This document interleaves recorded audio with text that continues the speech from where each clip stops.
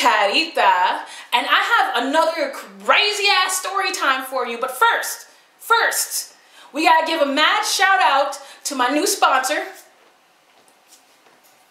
Woo! Minnesota marijuana. And no, I'm not talking about like some musky pine tree like bag.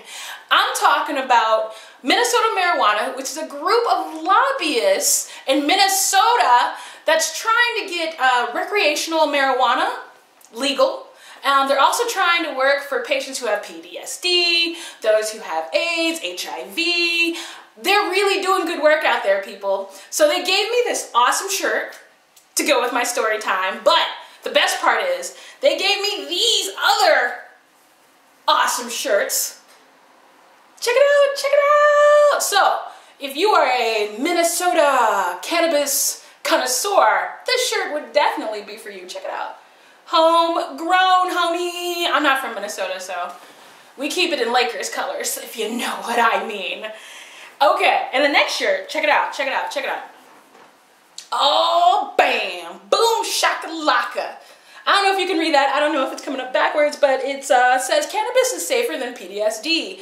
And that is one of the main topics that they're definitely fighting for out in Minneapolis, because studies have shown that marijuana works Studies have shown that marijuana works better to treat PTSD than any kind of other drug, any other medicine. So if you want to help people who have PTSD, if you want to help those who may be experiencing late stages of AIDS, HIV, or any number of diseases, it's a good idea to get involved with Minnesota marijuana. And you ready for the main event? So when I get to college, I'm not even old enough to drive. I'm definitely one of those kids that went to college early.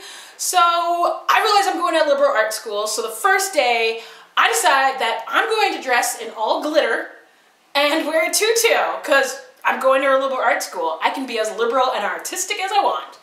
So I'm walking around exploring the campus. Now mind you, at the college I go to or went to, it's okay. There are free spaces in which you're allowed to paint, allowed to draw. Like, they realize they're housing about 300 to 325 artists at all times on a small college campus in the middle of Ohio. So there's special designated places that you can just draw on or spray paint on. It's kind of a big whatever. So I get to this wall and I'm seeing this dude holding a spray can, right? This big, tall, black dude holding a spray can, and in front of him says, "Stick it M''ass." So it says, "Stick it in my ass." And I'm looking at him with the can, and I come up next to him because I'm like, oh man, this is gonna be a really cool senior, or they've been to school here a while, you know, this is my way to get in and make friends. So I go to him and I'm like, man, that is the worst motherfucking tag I've ever seen in my life. And then he turns and looks at me, he looks at the can, and he goes, I know, I wonder who did it. And he takes the can and put it behind his back. And I'm like, where'd that can come from? And he's like, what can you talking about? And then he takes it and throws the can behind me. Him and his homies are smoking a blunt. He hands me the joint. I'm looking at the joint. I'm looking at him. I'm looking at the joint. I'm looking at him. And in my mind, I'm just like, I don't know what this is gonna do. If I don't smoke it, then everybody's gonna think I'm lame. And if I do smoke it, I might just die. So I'm like, you know what? You can go first. And let me first correct that. Dave Chappelle did not force weed on me. I don't want y'all being like, Dave Chappelle forced weed on some YouTuber. That is not what happened. So then I decide that I'm gonna smoke this, right? I'm gonna be in the cool kids club. So I hit it as hard as I possibly can with these vacuum lungs I got. And like, I feel it like rush up in the back of my throat. I start coughing. My eyes feel like they're gonna bulge out, and then I feel like I'm gonna puke. So I'm just like, oh, I can't puke in front of all these people. They're gonna think I'm a dweeb. And sure enough, I excused myself, took a little walk around the block, and puked my brains out.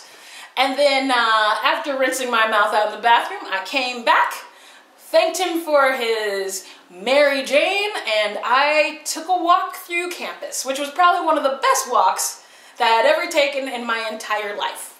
And, well, that's pretty much the end.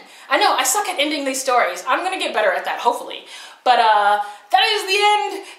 If you like what you heard, if you like my crazy stories, which, by the way, this is the most tame version that I have of any story. This is the most tame story that I have ever.